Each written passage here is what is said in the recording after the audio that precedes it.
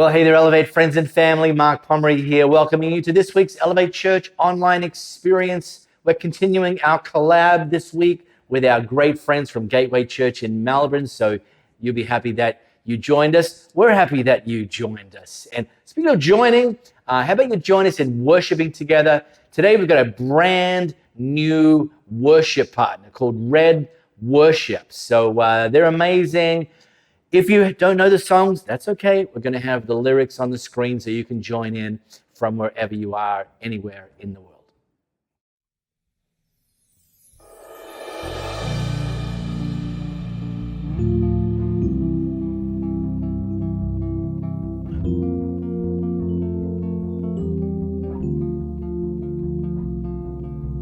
Only one is worthy of the throne. Only one is worthy of the praise. Only one was slain to save us all. Only one who's overwhelmed the grave. You reign, Jesus forever. You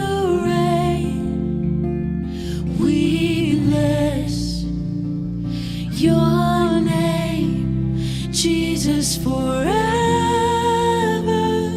Your name, we bless your holy name. Your name.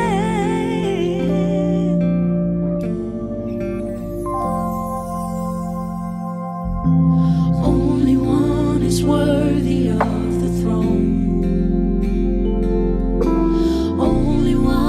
Worthy of the praise. Only one was slain to save us all. Only one who's overwhelmed the grave. You reign, Jesus forever. You reign. We bless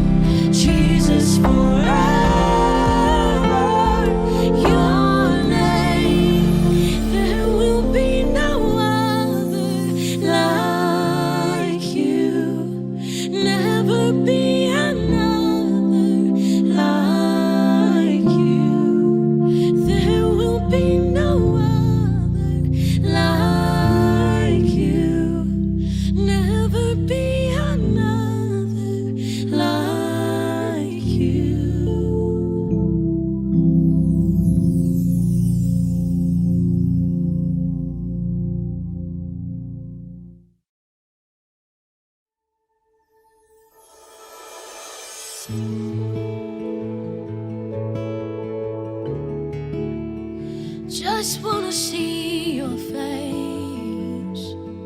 Oh.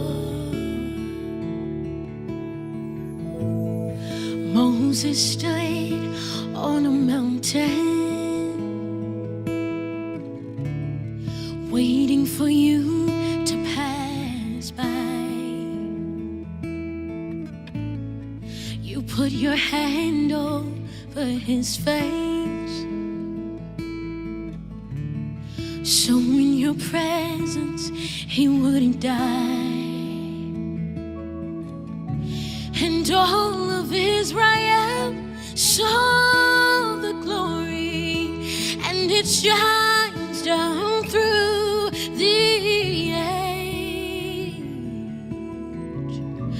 And now you've called me to boldly seek your face. Show me your face, Lord. Show me your face.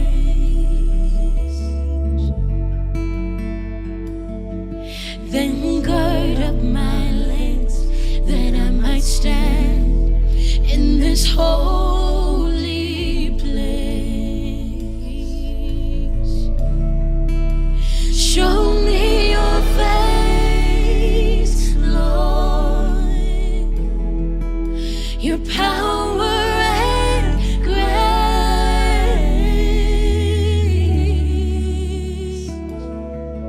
I can make it to the end if I could just see your face. Oh.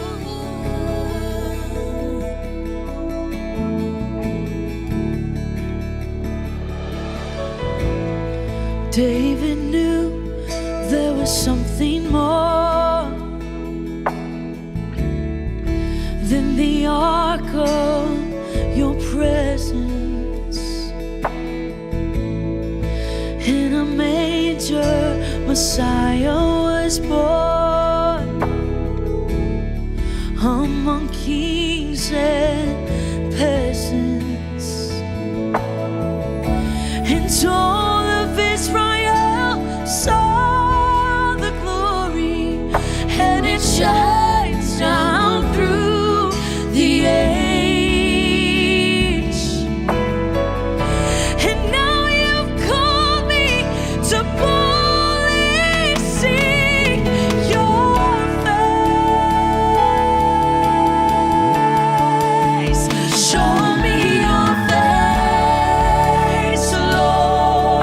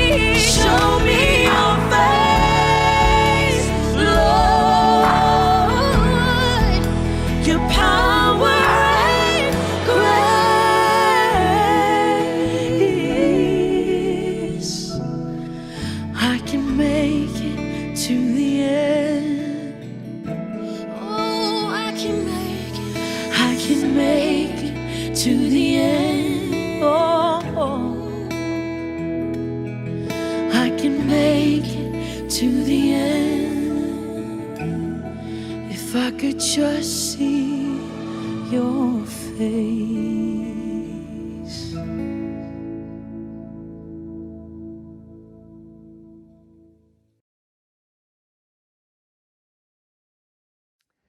So as I mentioned, this is week 2 of the collab with our friends at Gateway Church in Melbourne, the series that's called Things We Know to Be True. And actually, whilst I'm here in Perth, I actually flew to Melbourne and I taught this message live at Gateway Church as part of their series. And I also recorded it for their church at home. So we're going to actually play the version that I recorded for the Gateway Church in Melbourne's church at home. So if there's a couple of references to either Gateway or Melbourne and you're thinking, what, am I, that explains it. But anyway, you'll figure it out. You're smart. Week 2, things we know to be true. Well, hey there, amazing Gateway people. Mark Pomery coming to you for the first time in 2026 from the great nation of Westralia. So great to be there. And in fact, not long after I'm filming this, I'm actually going to be there in person. And so if you're there live on Sunday, you will see that I actually still have legs. Now listen, when I went to Bible college in the 90s, and don't get smart, it's the 1990s, not the 1890s, this concept of what was called pluralism was very much on the rise in the culture. And really the essence of pluralism is this idea that what I believe to be true is true, and what you believe to be true is true, even if what you believe is completely different from what I believe. And so here we were in Bible college learning how to be effective in spreading this message that Jesus claimed to be the truth, the way, the life, not a truth. And to try to thread that needle in a culture that was increasingly embracing pluralism was not easy. And I'd suggest 3.5 decades later that this idea of truth being kind of massaged and multifaceted is even gone further than it had when I was at Bible college. But the fact of the matter is, truth is still truth, and truth does matter. I was reminded of this like a couple of decades ago. I flew from here in P-Town to Atlanta in the US, which, by the way, is a 36-hour commute. So I was scheduled to arrive. My hotel was about 45 minutes drive north from the airport, and I was on schedule to arrive at my hotel about 3:30 p.m. And I'm thinking, after 36 hours commute, 45-minute drive, I'm going to check in, I'm going to take a shower, I'm going to find somewhere to have an early dinner, and then I'm going to go to bed. So I went and got my rental car. Now, this was in the days where the whole GPS thing was really in its infancy, and you were given the option of, in addition to your rental car, you could upgrade to a GPS unit, which was like a physical brick unit that they would hand over to you, and you would put that on the dashboard and away you go. So, I needed that. I needed to be able to navigate to the hotel and so on and so forth. So I put the GPS unit on the dashboard. I punched in the address that I was going to, and I just did what I was told, like you do with GPS units. And, I started heading north, and I'm driving, and I'm just constantly hearing this instruction from the GPS unit: continue north on the current route. So I'm continuing north on the current route. Again, it's supposed to be about a 45-minute drive. I hit the 1 hour mark, and I started seeing fields of peach trees. I started seeing tractors. I started seeing bearded men in bib overalls. And I'm thinking to myself, I think I'm in the south of Atlanta, not the north, the south of Georgia, Peachtree land. So I'm thinking, all right, let's do this. pulled it over and, put my self-serve IT help desk on, grabbed the GPS unit, asked myself the question, have you tried turning it off and turning it on again, which is precisely what I did. And it said, rerouting you to your destination. North, because I was way south. So off I drove through the freeway that cuts through the center of downtown Atlanta during afternoon peak hour traffic, and 3 hours and 45 minutes after I had initially driven out of the rental car parking lot, I pulled into my hotel parking lot. No matter what your clunky, glitching GPS unit tells you, facts are, truth is, north is still north and south is still south. These truths don't change just based on someone's opinion. And listen, I love so much about what Marcy taught last week in this series. I tell our church all the time, I want to be able to preach like Marcy when I grow up. And one of the greatest hits that I took from Marcy's message last week is this idea that we need to slice and dice truths into closed-handed truths and open-handed truths. And what I want to do today, continuing this series, is I want to drill into one closed-handed truth, one truth that I want to put it to you that is true regardless of people's opinions. Now, we're drawing in this series a lot of inspiration from Mark Clark's book, The Problem of Life. And early in that book, he says something that's kind of obvious, but it's really a great reminder. And it's this idea that to better understand yourself, you need to better understand where you've come from. And look, last month, Louisa, my full-blooded Italian wife, and I celebrated our 28th anniversary, which is a miracle because, well, let's just say this. We've been married for 28 years, happily for 23, because the first 5 years was a disaster. And one of the reasons it was such a disaster is we came from two very, very different cultures. Give you an example. Mealtime. I came from an English kind of conservative cultural background, and when I started going to extended family meals with Louisa's family, the all full-blooded Italian family, I would just sit quietly at the corner of the table and just eat the food, and I wouldn't talk to anybody. A number of years later, one of Louisa's uncles said to me, "Hey, Marco, we used to think that you hated us." And I'm like, "Wait, what?" He's like, "Because you'd never talk to anybody." And I said to him, "Listen, I was just waiting for my turn." Because that's how I was raised. You waited for your turn. You waited for somebody to stop speaking, and then you'd be like, in the Italian household, I discovered you don't take turns. It's always everyone's turn, and the way you get heard is by speaking louder. And then you're thinking to yourself, well, why didn't you just raise your hand? Here's the reality. Everyone was raising their hands. This is just one example, but look, after several years, we did the hard work. Louisa and I did the hard work of learning about where each other came from. And this principle is important in relationships. It's even important in our journey following Jesus. So I'm going to take us back to the beginning. The first book of the Bible, Genesis.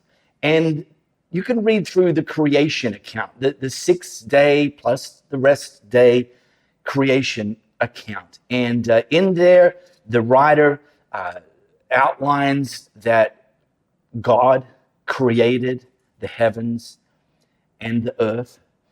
And some people struggle with that idea because they think that somehow science and faith are in competition. And yet what I've discovered is science, things like biology, psychology, even astrology, they're not in competition with faith. In fact, they typically are things that are like, hey, these are areas or fields of study that essentially are discovering and explaining how incredibly intricate God created the heavens and the earth. For example, if the earth was a little bit closer to the sun, we would all burn up. And if it was a little bit further from the sun, we would all freeze to death. The earth is the perfect distance from the sun. So we read about the creation of the heavens and the earth, and then the author segues to this. Then God said, let us make human beings in our image to be like us, and they'll reign over the fish in the sea, the birds in the sky, the livestock, all the wild animals on the earth, which God had just created, and all the small animals that scurry along the ground. So God created human beings. So God created human beings. This is the close-handed truth that I'm drilling into today. So God created human beings and says in his own image, and I'll riff on that a little bit. In the image of God, he created them, male and female, he created them. So God created human beings. There's someone in my orbit, and they pet name their son Monkey. Now, I've got nothing against monkeys. I think monkeys are particularly cute. But when I hear him call his son Monkey, it kind of gives me the icks.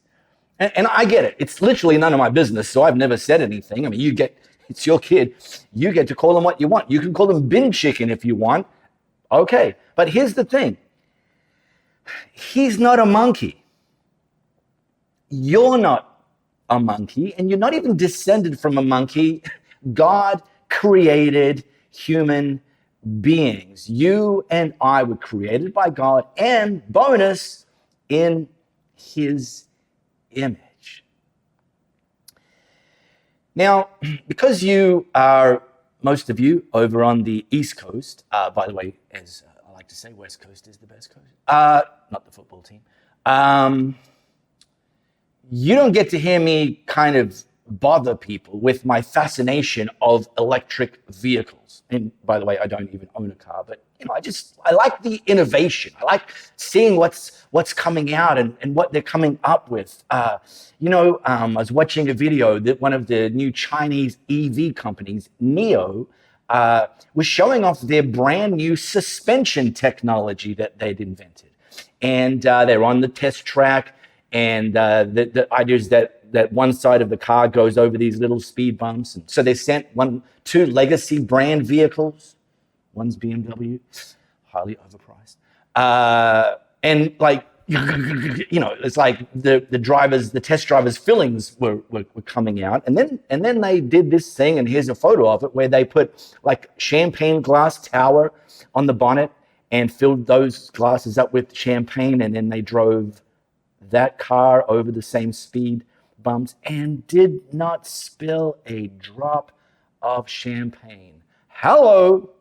And this list goes on, and I'll spare you the pain of hearing me talk about it. But just putting my Captain Obvious hat on, when I watch these sorts of videos of this incredible innovation and invention, I'm not sitting there believing that all of these parts and pieces, the steel and the nuts and the bolts and the electrodes were just kind of airdropped out of nowhere and just miraculously formed and became this thing. No, I'm fully aware, as would you be, that there is a creator or a designer behind this. And with the same idea of humanity, I think it takes more faith to believe that we're not created by an intelligent being, which we would call God. It takes more faith than to believe we were actually designed, created by God in his image. Now, next week, Jacob's going to continue this series, and he's going to lean into the second part of this, that not only are we created by God, but we're created in his image. And look, at the risk of stepping on Jacob's lawn, I kind of don't feel like I can talk about being created by God without at least starting to bleed into the reality that we're created in God's image. Now, here's a statue. It's a David. It's gigantic. It's in Florence on display. It was sculpted by Michelangelo. Here's the few fun facts about this statue is the original block of marble was just this tall, very tall, but actually not very deep, like a very thin depth block of marble. And the people who owned that marble and wanted to commission the statue, they appointed one of the well-known artists, sculptors, who began the work and then quit, thought it was too hard. This block of marble couldn't be done. They then gave the job to another second well-known sculptor who also quit long before making much progress. And then several decades went by, and they reached out to a 26-year-old artist named Michelangelo. And he said this about the finished statue: I created a vision of David in my mind and simply carved away everything that was not David. For Michelangelo, David was in there the whole time. In the hands of the master, what he did was reveal David. And I want to put it to you that God has created you based on the vision that he's held about you for all eternity. And what he wants to do as you follow him is to carve away every piece, everything that's not the real you, and to reveal the masterpiece that he actually has in his mind. That's you. In fact, Paul literally uses that word. He wrote to the church in Ephesus. He said, for we are God's masterpiece.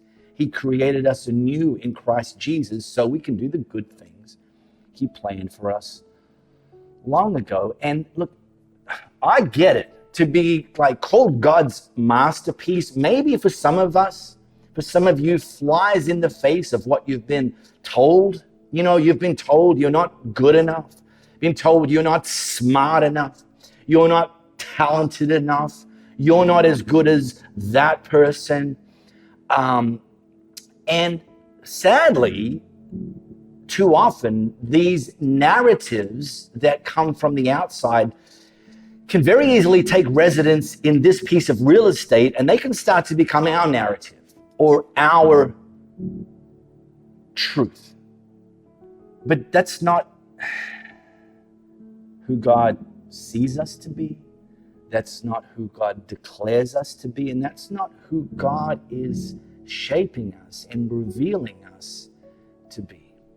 And I get it. You know, sometimes we think, well, if I'm a masterpiece, why don't I feel like a masterpiece? Why do I still think some of the dumb things that I used to think before I placed my faith in Jesus? Why do I still say some of the dumb things? Why do I still do some of the dumb things? Well, look, just in closing, let me take you to Bible college. Yeah, quick trip, and just to explain why we don't always feel like a masterpiece, created by God in his image, declared a masterpiece. And yet, yeah, sure, I get it. I don't always feel like that. Well, here's the explanation. When you and I placed your faith in Jesus, well, that's called salvation. And for the most part, salvation is an event. Like many of you can remember the day, the time, the when you first placed your faith in Jesus. Could have been at Camp No Fear, could have been a Sunday morning, could have been somewhere else completely outside of the sort of church orbit. But hey, God saves us when we believed. That's an event. We call that salvation. And then that jump starts a process called sanctification. And this is where God is at work removing the parts that don't line up with the vision of the masterpiece.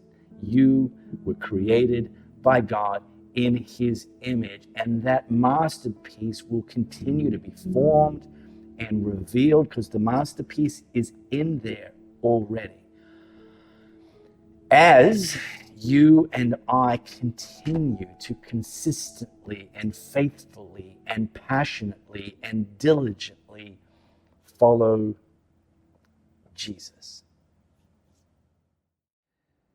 Now, one of the things that makes it easier for you to, just stay caught up really, is to subscribe on YouTube. If you've got a touch screen, you can actually just touch or click our logo that's in the bottom corner, and that'll allow you to subscribe. So that's one thing. And then, of course, smash that like button, and they're just going to hopefully YouTube play nicely and remind you that we're back here every single week with an online experience.